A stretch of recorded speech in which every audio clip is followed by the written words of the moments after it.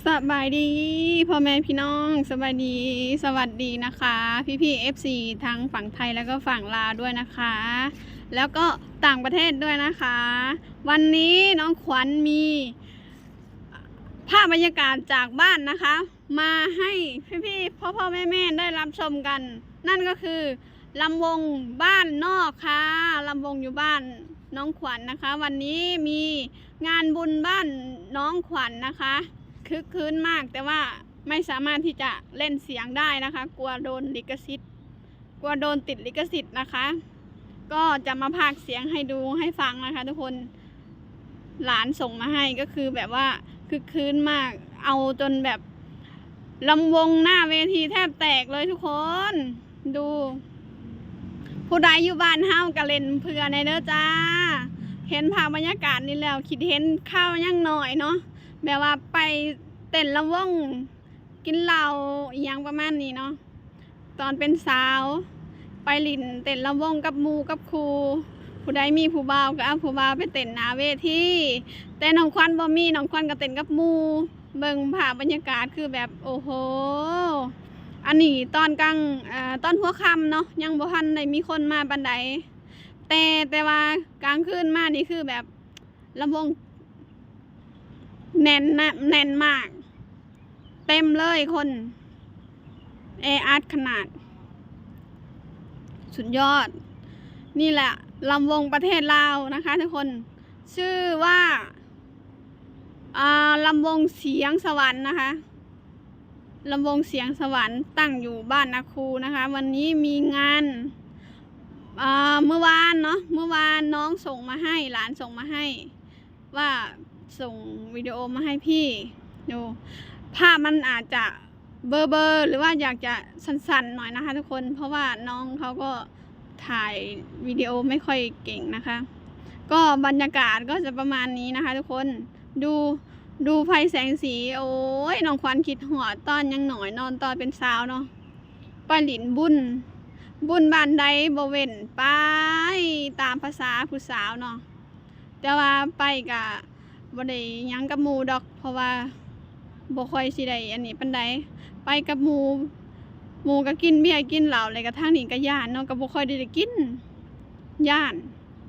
ขับรถขับล่างไปมามันบ่สะดวกถ้ากินเหล้ากินเบียร์แล้วมันสิเฮ็ดให้เฮาบ่มีสติขับรถขับล่างหั่นนะแต่ว่าก็อยากไปอยากม่วนน้ำหมู่ก็ไปติดรถไปแต่หมู่ก็กินแต่เฮาหันบ่กินเฮาบ่กินหลายกินหน่อยนึงแล้วก็กลับเพราะว่ามันบ้านก็สิอยู่ใกล้แน่น้อยนึงเนาะจากบ้านเฮาไปอยู่บ้านไปหาบ้านเขาก็คือสิใกล้เติบกับบรรยากาศก็สิคือกันเนาะทุกคนมันสิเป็นแบบเสียงเพลงแดนเนาะทุกคนเสียงเพลงแดนเขามาเปิดนะแล้วก็มีนักร้องมีทุกคนมีแบบว่าเขาเอิ้นยังมีคีย์บอร์ดมียังแบบตั้มคือที่เห็นในวงดนตรีทั่วไปแล้วเนาะนี่ก็คือภาพบรรยากาศอยู่บ้านเฮาเนาะกาน้องเขาก็สุดท้ายมาให้ประมาณนี้น้องควันกะเห็นแล้วก็คิดฮอดอยากไปเล่นคือตอนนั้นเนาะแต่ตอนนี้เฮาก็สิไปบ่ได้แล้วเพราะว่าก็เฮาก็บ่แม่นว่าสิอายุน้อยๆแล้วเนาะก็ไปกับสิอายเล็กหน่อยเขาหันตี้เขาไปเต้นเดิมเฮาผัดใหญ่อะเท่าแหละไปเต้นไปสิมันก็บ่คือติเนาะทุกคนนี่เบิ่งทุกคนโต๊ะนี่คือลายแห้งแต่ว่าตอนนี้ยังบ่มีคนมาเนาะตอนนี้ยังบ่มีคนมาเดี๋ยวรอประมาณ3 ทุ่มคันหาอยู่บ้านเฮาก็9 โมงคนก็เริ่มมาคนก็เริ่มหลายอันนี้น้องเขาถ่ายยังบ่ทันได้มีคนปานใดมีอยู่แต่ว่าบ่หลายเนาะนี่คนกำลังเริ่มทยอยกันเข้ามาอันนี้ก็คือสิเป็นอยู่ในบ้านหนองควันเองเนาะบ้านนาคูเมืองจำพรเนาะแขวงสวรรณเขตเพิ่นมีงานบุญเขาเอิ่นว่างานบุญอีหยังที่แบบว่าเขาคนไทยหรือว่าคนต่างประเทศเขามาจัดเฮ็ดกองบุญนะเขาเอิ่นว่าถอดกฐินนะทุกคนเขาเอิ่นว่างานถอดกฐินแต่ว่าสิมีเขาสิจ้างลำวงมาโดยเฉพาะเลยมางานลำวงหนึ่งมางานมามวนมาซืนเนาะตามภาษาบ้านนอกเฮาหั่นละ ก็สิคึกคืนประมาณนี้เนาะคนก็สิมีแต่วัยรุ่นแล้วก็ผู้เฒ่าแน่ก็มีคือกันมีผู้เฒ่ามีวัยรุ่นผสมประสานเล็กหน่อยก็มีแต่ว่ามาเล็กหน่อยเขาก็สิบ่ได้อันนี้ดอกเขาก็สิมาน้ำพ่อน้ำแม่เขาเนาะเบิ่งเป็นทรายเข้ามาสีผ้ามันอาจสิเหมือนเนี่ยเด้อผู้ใดเบิ่งก็อย่าสุรำคาญเด้อ ไล่ตาเนี่ยจักหน่อยก็อดเอาเด้อผู้ใดเบิ่งก็ได้เบิ่งร้านน้องควันเนาะไทยเพิ่นก็ค่อนข้างที่จะเฮ็ดสั้นๆเสื่อนๆเนาะเพราะว่าวงดนตรีมันก็ดังแห้งหั่นนะค่อนข้างที่จะดังแห้งร้ายก็เลยแบบว่าเพิ่นก็สาดทายไปทายมาเลื่อนไปเลื่อนมาล่ะก็ยังดีที่ว่าเพิ่นทายได้ก็ซ้อนก็บอกเพิ่นว่าทายจังสั่นจังสี่ให้ส่งมาให้น้าสาวแน่ว่ะอยากเห็นภาพบรรยากาศอยู่บ้านเฮาคิดฮอดอยากเห็นอยากเบิ่งว่าอยู่สวรรค์อยู่บ้านเฮามันเป็นจังไดเดี๋ยวนี้พัฒนาขึ้นหลายแล้วบ่ลำวงเฮาบ้านเฮาก็ถือว่าซ้ำลำวงหนึ่งของประเทศไทยนะทุกคนที่เขาเจ้าไปจัดงานแสดงทุกทีเนาะที่ว่าคล้ายๆก็แบบว่าลำวงคันถาอยู่ประเทศไทยเขาสิเอิ้นว่าอีสังวะเขาสิเอิ้นว่าอีหยังน้องควันก็จำบ่ได้แล้วทีนี้อย่าคือแบบที่เนาะอย่าคือแบบลำวงที่วงดนตรีที่น้องที่ดาเล่าเขาไปร้องไปรำอะไรทุกคนการสิคือกันนั่นแหละเนาะแต่ว่าอันนี้มันสิออกแนวไอ้ค่อนข้างที่จะสายแดนเนาะสายแดนเอาใจวัยรุ่นบ้านนอกเฮาก็สิเป็นตืดแดนแน่จักหน่อยกินเมาแล้วก็เต้นยั่วเจียกันพ่อเต้นเมากันแล้วที่นี่บ่จบเด้ทุกคนมีการตีทะเลาะวิวาทกันอีกได้เด็กวัยรุ่นเฮาหันบ้านเฮาหันสิเป็นประมาณนี้แต่ว่าอยู่ประเทศไทยนี่คันถ่ายเหตุแบบนี้ก็คือถือจับเลยนะทุกคนอยู่ประเทศลาวนี่ก็สิมีกล้องร้อนเนาะสิมีกล้องร้อนเฝ้าแต่ว่าสิจับบ่ได้บางทีก็จับได้ถ้าว่าเขาไปบ่ไหวก็คือสิจับได้ส่วนมากบุญบ้านน้องควันน่ะมันสิเป็นแบบว่าอีหยังนี่หยังเวลามีบุญมีงานมีวงดนตรีว่าสิหนะ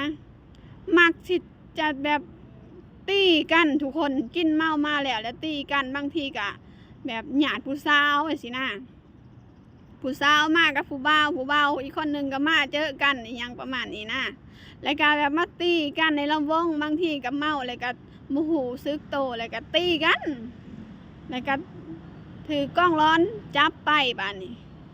เจ้าก็บ่ได้เต้นบ่ได้ยั้งแล้วบ้านนี้ที่นี่ก็แล้วถือจับไปแล้วนี่แหละอยู่บ้านเฮาเป็นอีหยังที่แบบว่ามักใส่ความหุนแห้งกับคนที่ว่ามากินเหล้ากินเบียร์อีหยังซุ่มแซวกันนะน้องควันละบ่มักแบบนี้มันค่อนข้างที่จะอันตรายเนาะอันตรายต่อคนรอบข้างแล้วก็อันตรายต่อชีวิตเฮาอีกแต่เฮาน่ะบ่ฮู้ว่าเขาสิเอายังมาตีกับเฮาหรือว่าเขาสิเอาอีหยังมาแบบสู้กับเฮาหั่นนะน้องควันน่ะย่านเด้เวลามีงานหรือว่ามีระวงแบบนี้น้องควันเวลาน้องควันไปน้องควันก็สิแบบหยังมกกาเขาไก่ย่านถึกลูกลงย่านถึกแนวบ่ดีถ้าใช่เนาะเพราะว่าคนบ้านเฮาก็หูอยู่แล้วว่าถ้าเมามาแล้วคือสิบ่มีสติเลยก็คือสิขาดสติไปเลยเนาะคนบ้านหนองควันนะกับมีบ้านอื่นแน่ผสมประสานกันไปก็บ่ได้มีแต่บ้านเดียวมาหลินมามวนเนาะก็หนองควันก็รู้สึกว่าอยากรู้สึกดีใจนะที่ว่าแบบเห็นบ้านเฮายังคึกคืนอีหยังแบบนี้คือเก่าเนาะแต่ก็บ่อยากให้มีการทะเลาะวิวาทกันบ่อยากให้มีการตีกันเนาะกันคันถาว่ากินก็อยากให้มี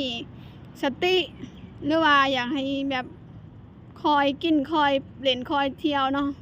เพราะว่าการมีตีมีขากันมันก็บ่ค่อยดีปานใดล่ะมันสิเฮ็ดให้บ้านเมืองเฮาดูบ่ดีว่าบ้านนี้หัน ไปใส่ไปบุญเทื่อใดก็มีแต่ขาแต่ตีกันแล้วบ่อยากไปแล้วเพราะว่ามันก็สิมีคำเว้าแต่ละคนก็บ่คือกันเนาะก็สิมักเว้าแนวนั้นแนวนี้ว่าอย่าสุไปบ้านนี้หันจักหน่อยแล้วเขาขาเขาตีหรือว่าจักหน่อยแล้วถูกลึกหลงเขาเพราะว่ามันเคยมีประวัติมาก่อนอหย่างหั้นน่ะเขาก็สิเว้าเล่าให้กันฟังแบบสี่และบ้านเฮาก็สิเป็นว่าเสียหายแล้วทีนี้เพราะว่ามันก็ออกมาแบบสีเนาะมันก็สิเป็นแบบบอดี้เนี่ยให้บ้านเฮาให้เมืองเฮานะก็ยังให้ลดผ่อนลงเด้อถ้าผู้ใดที่ได้เบิ่งคลิปหรือว่าได้ยินได้อันนี้ก็พยายามอย่ามีการตีกันขากันเด้อทุกคนเพราะว่ามันบอดี้ต่อสุขภาพและก็มันก็บอดี้ต่อคนอ้อมค้างนอนทุกคนนี่ภาพบรรยากาศว้าวไฟแสงสีโอ้ยถ้าเป็นตอนเช้ายังหน่อยนะตอนน้องควันยังหน่อยน้องควันเต้นหนาเวทีดอลละแต่ว่าบ่ได้กินเหล้ากินเบียร์ดอกเต้นน้ำมูซื่อมันม่วนได้ทุกคนเสียงดนตรีมันแบบตึกในใจเนาะมันเป็นแบบว่าเฮ็ดให้เฮามีชีวิตชีวาขึ้นหลายเติบนะเฮาเห็นไฟแสงสีแล้วรู้สึกเต้นรู้สึกแบบมีความสุขขึ้นคันขาผู้ใดมีผู้บอกผู้บ่าวก็เต้นกอดผู้บ่าวตัวแต่ว่าน้องควันน่ะบ่มีผู้บ่าวน้องควันก็เต้นกับหมู่กับครูไปนะทุกคนนี่เบิ่งคนกำลังโฮเข้ามาเนาะคนกำลังแห่กันเข้ามาเบิ่งเข้ามานั่งซื้อเหล้าซื้อเบียร์มากินแล้วนี่แหละก็คือลำวงบ้านเฮาก็สิประมาณนี้เนาะทุกคนเนาะน้องควันก็บ่ค่อยสิได้เมื่อบ้านเนาะค่ะถ้าเมื่อก็บ่ค่อยสิได้แบบมาเจอแบบคลิปนี้น้องควันก็สิได้จบเพียงส่ำนี้เด้อสวัสดีค่ะ